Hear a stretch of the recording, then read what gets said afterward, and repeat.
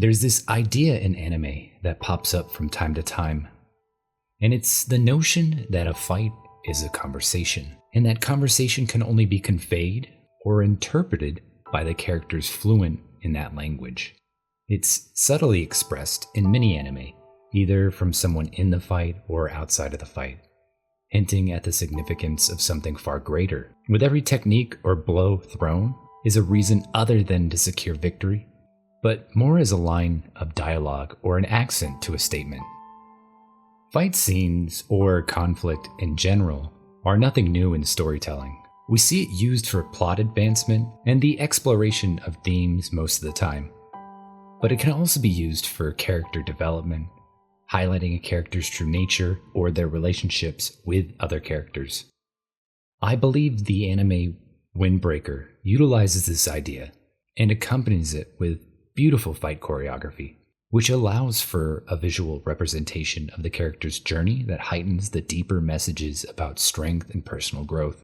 Windbreaker, the series, was originally published on the online manga website Magazine Pocket by Nii Satoru, a mangaku with just one other series under their belt. Windbreaker was picked up by the studio Cloverworks, and the first season aired back in April 2024.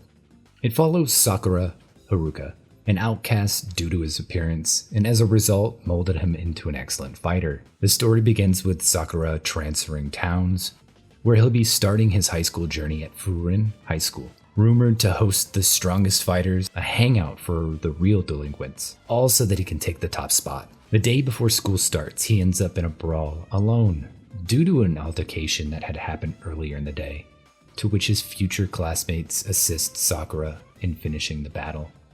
While fighting alongside his classmates, the residents of the town rally behind Furin in their fight, and Sakura gets acquainted with his school's values of protecting the town from those who choose to cause harm. Furthermore, it's revealed that the town and its surroundings were a battleground for other gangs and opposing groups, and the high school is the reason for the town's current environment to exist with a relaxed ease, establishing that the fights have a purpose other than just violence or for mere selfish pride.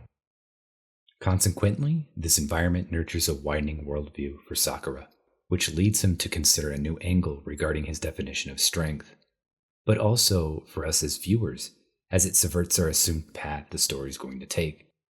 Sakura is painted at the start with these cold, black, and white flashbacks, the voices of others filled with disgust echoing in our ears as if they were our own thoughts, cast out and deemed a nuisance, giving us a quick introduction into the sliver of Sakura's life up to this point. The first fight we see Sakura engage in starts with a punch and cuts to the aftermath of the group of guys, all swiftly and easily dealt with. A way to showcase his talent, but also a visual representation of how little the fight mattered. He proceeds to continue with his day as if it was normal happenstance, but is later thrown off by the gratitude expressed by the person he ended up saving. He's unable to acknowledge this moment of connection, because this type of dialogue is foreign to him. This outlines his unfamiliarity with the feeling in general, painting him as inept in social situations.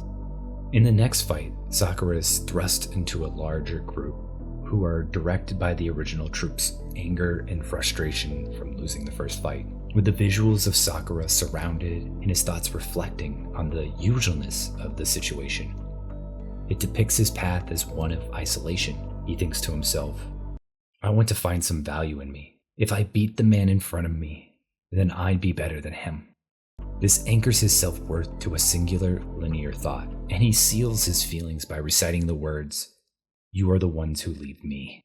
He throws the first punch with the weight and anger behind it, charging ahead without restraint. As the fight flows effortlessly, like water, wild and raw swings hit you right in the chest. Sakura reinforces his devotion to his convictions with his inner thought, "If I'm at the top, then who cares about being lonely?" Which is interrupted by the girl who thanked him earlier, who gets dragged into the brawl. Instinctively, he chooses to protect her, and in doing so, the shape of the fight pushes Sakura into a corner. There's this moment of regret that washes over him for not clinging to his beliefs and undermining himself by losing control of the situation. This moment establishes his limitations as he's spared from collapse by his classmates, physically but also figuratively, embarrassed as they easily deal with the group, all the while protecting him and the girl. ultimately making him feel powerless. Upstaging his performance, the visuals mirror that of the fight Sakura had earlier. Even so, he is acknowledged for his help, but confused, with experiencing a feeling of acceptance for the first time. Regardless, he finishes the fight with a leap into the warmth of this opportunity to prove his self-worth. As the story progresses, Sakura meets more of his classmates. He's welcomed by them, which causes a sense of discomfort. It's new, and he's unsure if it'll break at any moment, but also hopeful it'll continue to build. These new relationships start to chip away at his inaccessibility. He discovers this purpose of being seen as strong by those he respects. And this development of self-esteem is fundamental to belonging on his terms. You see his fighting style start to evolve, emotion sneaking in between the frames. The one to really accelerate this change is the current top and leader of Furen, Umemiya. Where Sakura seeks worth, Umemiya exudes it. He's initially introduced with a commanding air that pulls your attention, followed up with a playful type of energy. Umemiya's journey is one that exists in the past, and his strength is the culmination of personal growth during that time. He currently sits as a pillar of protective resolve, hoping that his actions and influence flow down to those around him. We only fully get introduced to Umemiya after an altercation between Sakura's patrol group and Shistorin, a neighboring group, where Sakura rescues a middle schooler being chased by them, intervening in the other group's territory and ultimately insulting their second-in-command. This cascades the neighboring group to invade Furen High School to settle this debt of disrespect. In this moment, Umemiya is quick to meet the group at the front gates, standing tall and unmovable in the face of this large group. The leader of Shistorin, Choji, is unwilling to budge and wanting to fight Umemiya, along with his members having their own grudges to settle. They all eventually agree to a one-on-one event between the groups the very next day. This leads us outside of Furen, allowing us to see the disparity between the influence the two groups have and how that affects their territories. During the sequence of solo fights between the two groups, we're given more backstory from characters, adding more to this premise that the fights aren't just for spectacle, they're the story. Umemiya watches like a rock in a tide, unaffected by the emotionally fueled grudges happening in front of him, showing the confidence he has for his comrades.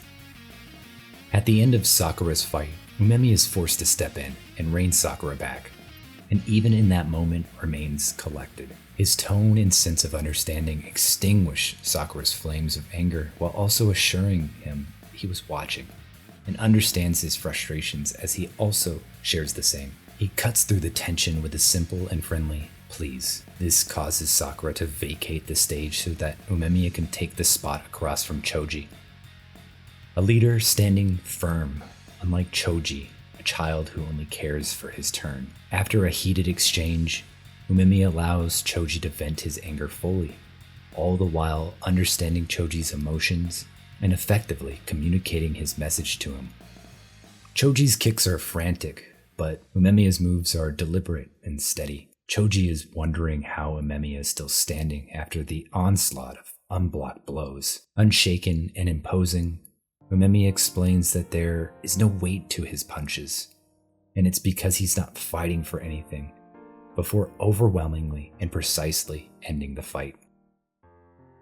Choji's fall and current frustrations and feeling empty align closely with Sakura's original drive but differ. He was cut off but at the top, and his actions were a way of claiming control. In doing so, he lost the freedom to connect with anyone at his skill level. He's strong but aimless, and his self-worth lacks an anchor to ground him. Each of these characters' plights is accented by the seamless choreography that is abundant throughout the series. The action's grounded and impacts you to your core. Windbreaker does have these visceral, action-oriented moments, and that might steer some people away from the series. But judging the series off the action or premise alone, you can easily overlook the deeper parts of the series. Narratives and other fighting-style anime tend to focus more on pushing the plot of the story with other means, or the fights are used as a sort of chess match, each move being calculated to find the hidden strategy of the opponent to secure victory. Windbreaker emphasizes character growth through redemption and focuses on defining strength with a more positive narrative, all layered with this journey of self-acceptance. The series blends all that into every fight, allowing for the story to have real momentum. It gives us a series that I feel has real heart. If you haven't watched it, I'd highly recommend it. If you did make it through my ramblings and you are still here, I do appreciate it. I have more videos planned after this, so if you are interested, like or subscribe, or tell me what you think with a comment.